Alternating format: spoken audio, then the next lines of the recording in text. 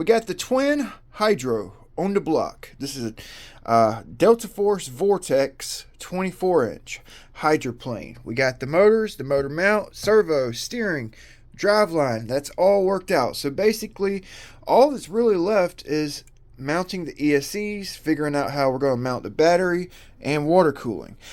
Before we do the water cooling, we need to get the connectors on the ESC, waterproof these speed controls. Stick around. Big B with Ironclad RC.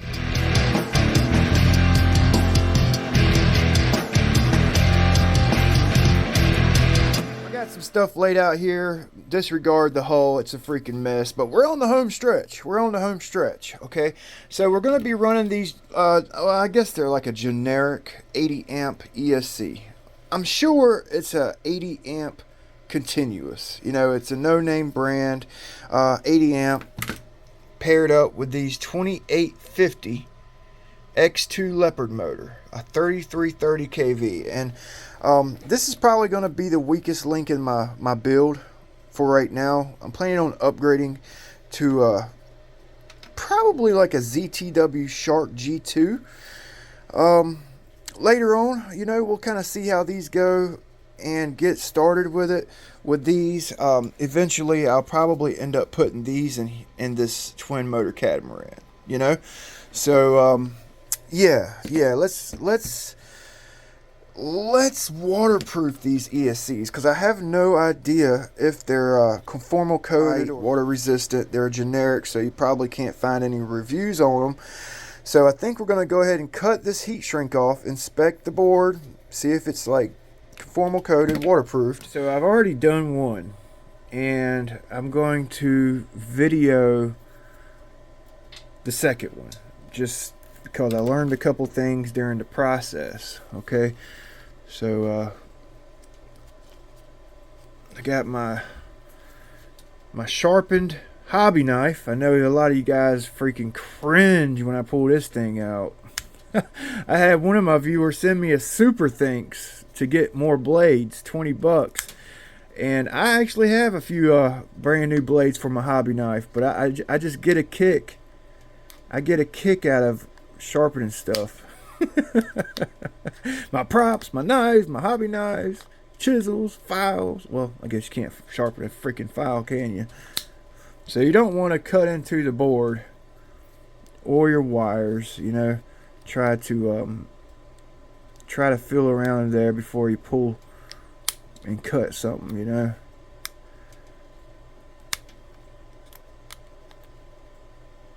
Okay, so these are not waterproof. This is not a waterproof ESC. Maybe it's water resistant, maybe not even water resistant, but it's not waterproof.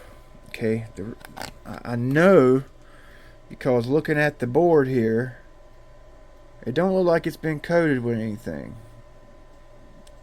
In a way it kind of does, but it not really.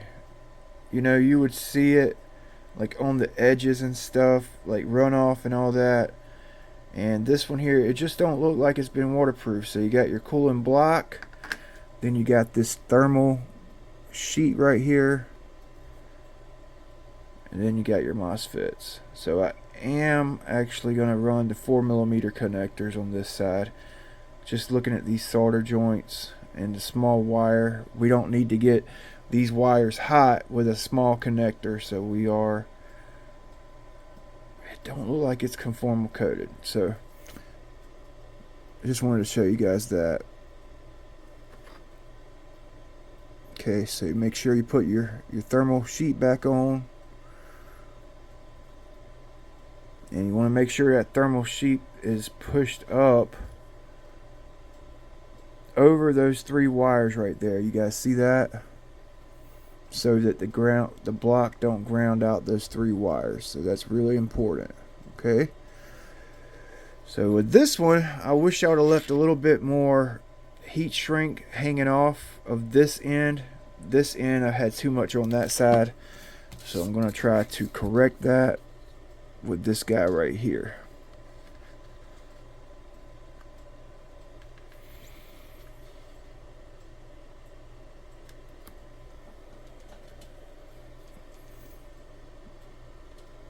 Yeah, I had it even on both sides with that one.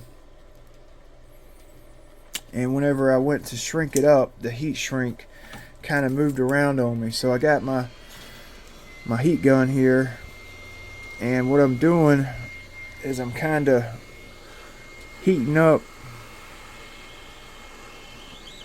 the whole thing really, but I'm leaving the ends open.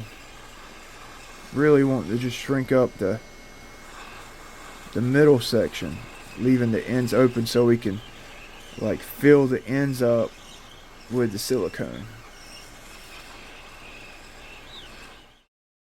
Gotta remember, you don't want to get the ESC too hot, especially, well, on this side right here you got that cooling block, so it kind of protects the ESC, but the cooling block will get hot, you know, so you don't want it to get too darn hot here.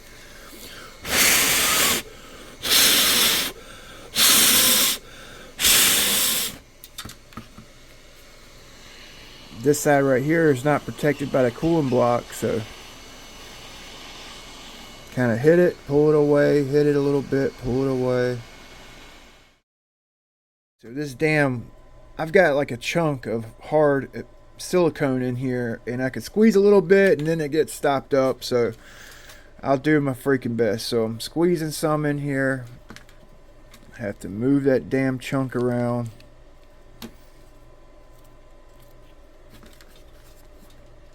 Then I can squeeze some more in. Move the damn chunk around.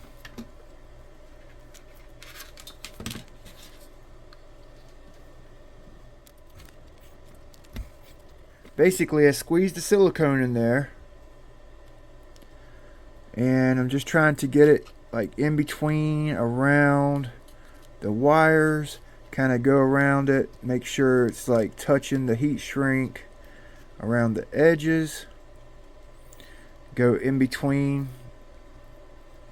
your cooling nipple. You know, I guess you kind of want to be conscious of how much silicone you're putting in there, because then if you put too much in there, it's going to be heavy as hell, you know. So you don't want to go like 10 ounces of freaking silicone on your ESC, and I would imagine you don't really want to get a whole lot of it on the chip, on the board, you know. I never had any issue with it being on the board in my other ESCs, because I'm sure it squeezes onto the board once you reheat shrink it. Once you shrink the ends of this heat shrink down, you know, I'm sure it squeezes down in there, and that's kind of what you want. But you don't, I would imagine you don't want too much of it on the board, because it may short it out or something. I don't freaking know. I'm not a whiz when it comes to electronics, man. Hell, I'm winging it. I learn as I freaking go, you know, just like 90% of you guys do in the hobby, you know. You got to start somewhere. You got to learn somehow. And messing with electronics, modifying these speed controls like this, I've messed them up. Like one day I had a ESC. It was like I think I was putting it in one of my little mini builds, and I had seen a damn video on YouTube where a guy was using clear nail polish as a conformal coating on the ESC board itself. So I was like, oh shit, I'm gonna try that before I started doing this. So I'm gonna try that. So I used nail polish on my board, took it out, ran for about a minute. Wah. Didn't work. It didn't work. So don't use nail polish. Don't use nail polish. Don't use Corrosion X on your ESC. For some damn reason, I don't know why Corrosion X don't work on an ESC, but it don't. Ask me how I freaking know. You know? I wish I can go back in the future or back in time and I probably would save myself hundreds of dollars with all the mistakes I've made with ESCs over the years, you know. Uh, and I got to figure out how to generate 1.21 gigawatts.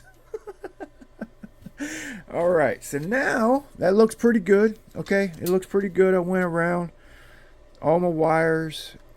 It looks pretty good. You know, I kind of squeeze it, make sure it's in all the little nooks and crannies. Don't want to spend too much time on it.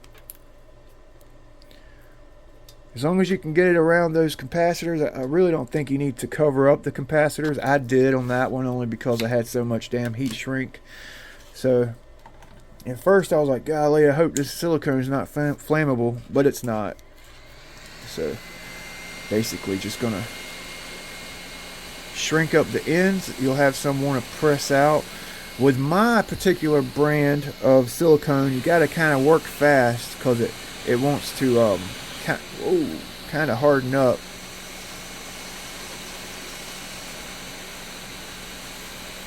I didn't want to burn my heat shrink. I don't know if I mentioned this. This is from Heat Shrink Buddy on eBay. You can buy different lengths, different size heat shrinks. He's got some bundle packs, I think. But you can buy them separately. You can buy them by the foot, or you can get them like 10-foot lengths, 20-foot lengths. That's where I got this from. It's like a heavy-duty heat shrink.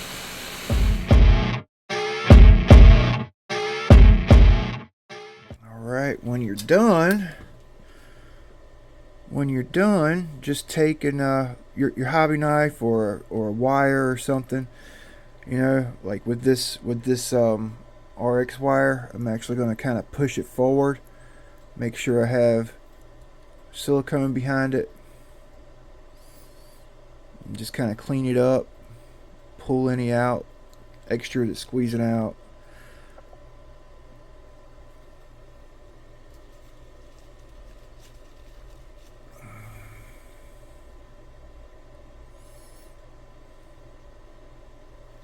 That looks good. Same thing with this side.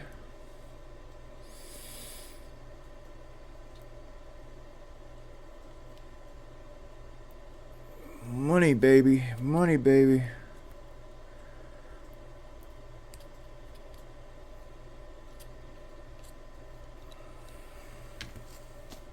This is the hot air gun I was using. Just a cheap soldering station off of eBay. I like eBay. I don't like Amazon. Amazon gets you. They stick it to you with shipping, which eBay, I found some vendors that will try to stick it to you, but Amazon, man, I freaking hate Amazon. I don't know. I don't see how everybody wants to use Amazon and shops on Amazon.